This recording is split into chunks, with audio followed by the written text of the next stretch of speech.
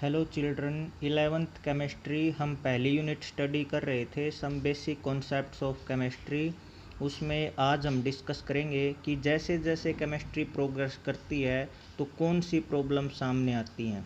तो कहता है उसमें कुछ कॉमन प्रॉब्लम हैं, जैसे कि न्यूक्लियर एनर्जी यूजफुल तो है बट जो न्यूक्लियर वेस्ट बनते हैं उनको डिस्पोज करना, उनका निपटान करना ह्यूमैनिटी के सामने एक सीरियस प्रॉब्लम बन जाती है। न्यूक्लियर वेस्ट को निपटाना एक बहुत बड़ी समस्या है। उसके बाद कहता है जो फोनोग्राफ के रिकॉर्ड्स होते हैं, फोनोग्राफ जो हम म्यूजिक सुनने में यूज करते हैं, they have added to our pleasure, उससे हमारी खुशियाँ तो बढ़ी हैं फॉर लिसनिंग म्यूजिक, संगीत सुनने की, but they are made of polyvinyl chloride, लेकिन वो पीवीसी के बने हुए हैं, प्रोड्यूस्ड फ्रॉम विनाइल क्लोराइड, जो विनाइल क्लोराइड से बनते हैं, which can cause liver cancer in industrial worker, और उससे जुड़े उद्योगों में काम करने वाले व्यक्तियों को वो लीवर का कैंसर देते हैं।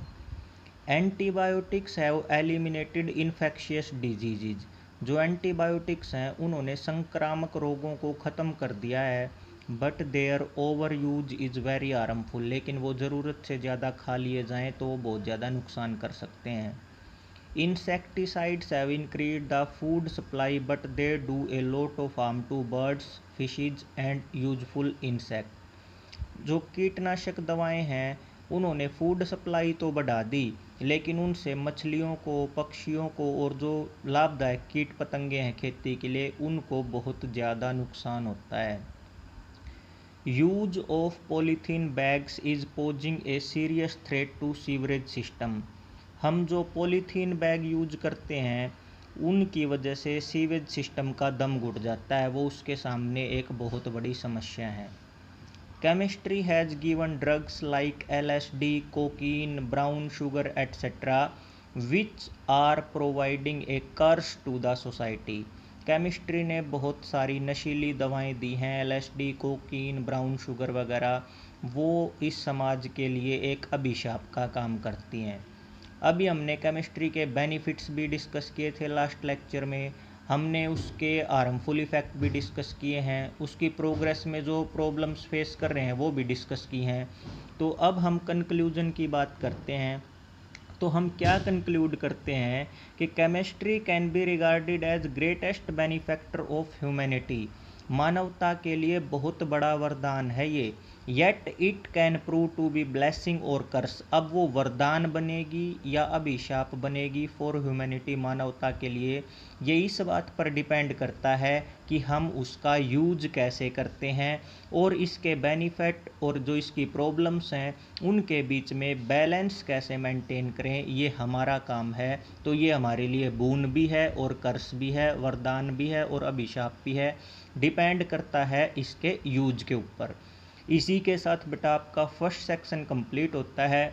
आपका जो सेकंड सेक्शन है उसमें हम डिस्कस करेंगे मैटर का नेचर क्या है और उसको कैसे क्लासीफाई किया जाता है। सबसे पहले हम बात करते हैं व्हाट इज़ मैटर। ये आप छोटी क्लासेस में भी पढ़ चुके हैं। Matter is defined as anything, कोई भी वस्तु दैट ऑक्यूपाइज स्पेस, जो स्थान घेरती है, पजेज मास, जिसमें द्रव्यमान होता है, and the presence of which can be felt by any one और मोर ऑफ आवर 5 सेंसेज, और जिसको हम अपनी 5 ज्ञानेंद्रियों में से किसी के द्वारा भी महसूस कर सकते हैं, उसे पदार्थ बोला जाता है। मैटर के एग्जाम्पल इननमरेबल, असंख्य हैं, क्लॉथ्स हैं, आयरन है, गोल्ड है, प्लास्टिक है, वुड है, वाटर है, मिल्क है, पेट्रोल है, केरोसिन ऑयल है, एयर है, ये सारे के सारे मैटर हैं। अगर हम मैटर के क्लासिफिकेशन की बात करें तो मैटर को क्लासीफाई करने के बेटा 2 तरीके होते हैं, फिजिकल क्लासिफिकेशन और केमिकल क्लासिफिकेशन। इससे पहले बेटा आप यहाँ से मैटर के बारे में शॉर्ट नोट क्रिएट करेंगे और पीछे जो हमने डिस्कस किया उसमें से आपसे शॉर्ट नोट ये पूछ सकता है कि केमिस्ट्री की प्रॉब्लम्स क्या क्या हैं प्रोग्रेस में, और केमिस्ट्री को आप बून मानोगे या कर्स मानोगे। तो आप जो भी मानो, आप बून मानोगे तो बेनिफिट लिखोगे उसके, और कर्स मानोगे तो इसकी जो प्रॉब्लम्स हैं वो आप लिखेंगे। उसके बाद है बेटा फिजिकल क्लासिफिकेशन।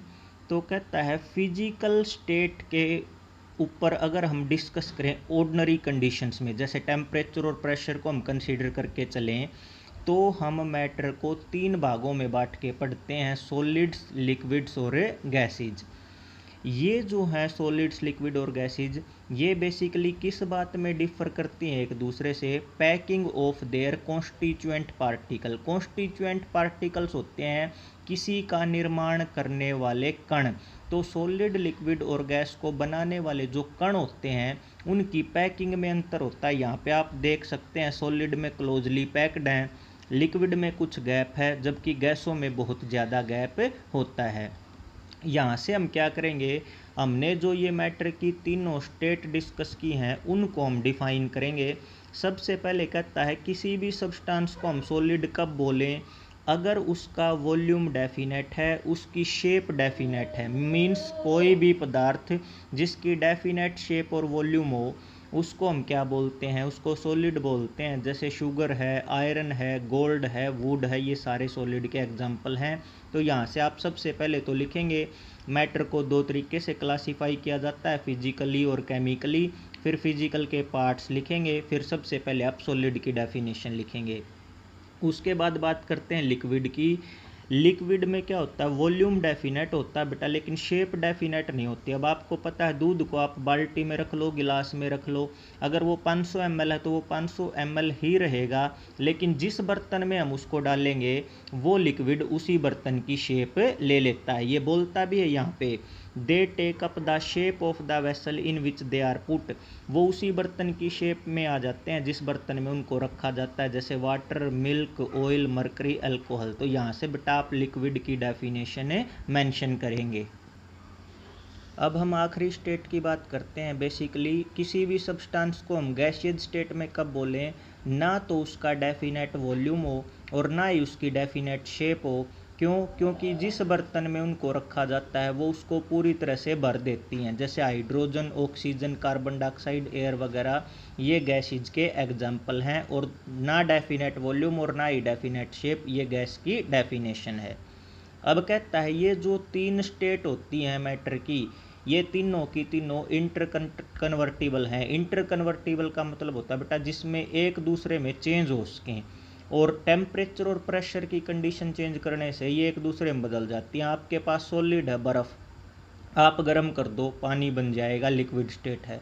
पानी को और ज़्यादा गर्म कर दो, आप वेपर्स में गैसियस स्टेट में कन्वर्ट हो जाएंगी।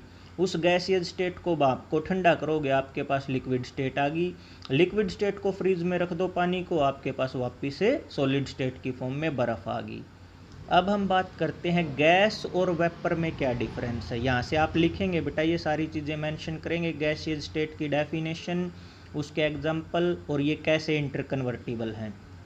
अगला हेडिंग आप बनाओगे गैस और वेपर में क्या डिफरेंस है। Vapours represent a gaseous state of substance. वाष्प जो होते हैं वो किसी पदार्थ की गैसीय अवस्था होते हैं, उसकी गैसीय अवस्था which is liquid at room temperature. जो पदार्थ कक्ष ताप पर, कमरे के तापमान पर लिक्विड स्टेट में होता है। ये पॉइंट भी बेटा आप यहाँ से नोट करें। जनरली साइंस में हम रूम टेम्परेचर को 25 डिग्री सेल्सियस मान के चलते हैं। तो मैं एक बार फिर गैस की वेपर की डेफिनेशन आपको बता रहा हूँ। वेपर गैसियस स्टेट है उस पदार्थ की जो रूम टेम्परेचर पर लिक्विड होता है। और अगर हम किसी सब्सटेंस की बात करें जो रूम टेम्परेचर पर गैसियस स्टेट में है तो ऑटोमेटिकली हम उसको क्या बोलेंगे? गैस। बट नॉट वेपर, उसको हम वेपर नहीं कह सकते। जैसे अमोनिया जो है वो गैस है, नॉट वेपर। लेकिन वाटर को आप गर्म करोगे तो क्या बनाएंगे? Water vapours.